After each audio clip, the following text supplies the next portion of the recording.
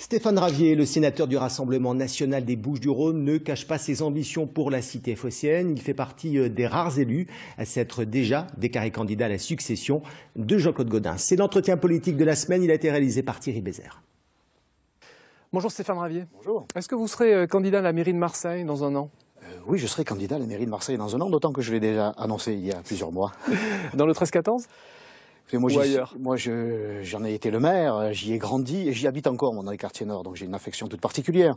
Mais, comme on dit en politique, je ne m'interdis rien, dans les quartiers nord ou ailleurs. Voilà, ça pourrait être le 15-16. Le 15-16, le 9-10, le 11-12, un Marseillais partout chez lui à Marseille. Est-ce qu'il y aura dans votre programme deux points forts que sont la rénovation des écoles et la rénovation des logements insalubres? Un point fort dans mon programme, une ligne directrice, que la mairie s'occupe des Marseillais, de la vie quotidienne des Marseillais, retrouve sa fonction régalienne, ne plus s'occuper d'abord des touristes, mais de la vie quotidienne, que ce soit les écoles, que ce soit le logement insalubre, la propreté, la sécurité qui est à la base de tout. Voilà, que cette mairie se recentre sur la ville de Marseille. Je reviens sur les écoles. PPP retoqué par le tribunal administratif. Ça va dans votre sens, hein? Vous aviez dénoncé les PPP. Hein. Oui, on a dénoncé le PPP. Madame Dangiot, qui était ma première adjointe, dès 2016, proposait à Jean-Claude Gaudin et à son équipe un conseil municipal extraordinaire sur les écoles, conscients que nous étions, que ça ne pouvait plus durer. Nous n'avons pas été écoutés, que de temps et d'argent perdu. Pour rénover ces 35 écoles, il faut faire quoi? Il faut faire le choix d'un appel d'offres classique? Oui, comme absolument. le préconisent messieurs Payan et Jean-Marc Coppola. Oui, absolument, comme nous le préconisons, nous, depuis longtemps, que ce soit la mairie qui s'occupe des Marseillais, qui s'occupe de ces écoles. Et à force, vous êtes d'accord avec la gauche, là, hein? La gauche est d'accord avec moi, oui, mais vous savez, à un moment donné, quand il fait jour, on ne va pas dire qu'il fait nuit. Et la gauche, comme nous, est devant les réalités, pour une fois.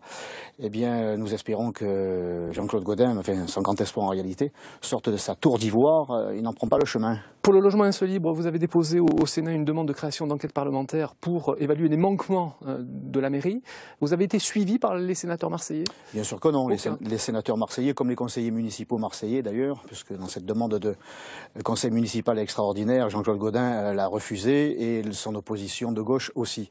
Donc les sénateurs ne m'ont pas suivi. À partir du moment où cela vient de Stéphane Ravier, eh bien on n'écoute même pas. C'est dommage parce qu'il en allait de l'intérêt des Marseillais et de nos enfants. C'est quand même l'avenir de la ville. Vous êtes beaucoup mobilisé autour d'un squat à Saint-Just où 200 personnes sont hébergées, des migrants, des mineurs, des familles. C'est quoi la solution? Il faut expulser ces gens-là? La solution, c'est d'appliquer la loi. Voilà, ce squat est illégal. Il faut que ces clandestins soient expulsés. Et puis nous n'avons pas les moyens. Il faut qu'ils le sachent. Nous n'avons plus les moyens d'accueillir toute la misère du monde. 20% des Marseillais survivent en dessous du seuil de pauvreté. Il faut s'occuper des Marseillais d'abord. Vous avez fait une réflexion désobligeante à Lydia Frenzel qui a porté plainte contre vous. Oui. Vous regrettez ces propos? Je regrette qu'elle se soit laissée embarquer par ses amis socialistes qui se sont servis d'elle. C'était une blague. Alors moi, je n'ai pas le talent de Pierre Desproges, c'est sûr. C'est un peu lourd quand même, vous le reconnaissez?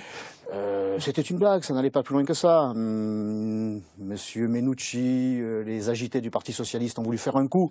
Bon, je ne crois pas que être une menace pour les femmes à Marseille. Au contraire, je défends leur liberté, leur sécurité, leur dignité tout au long de l'année. Merci Stéphane Ravier. Merci à vous.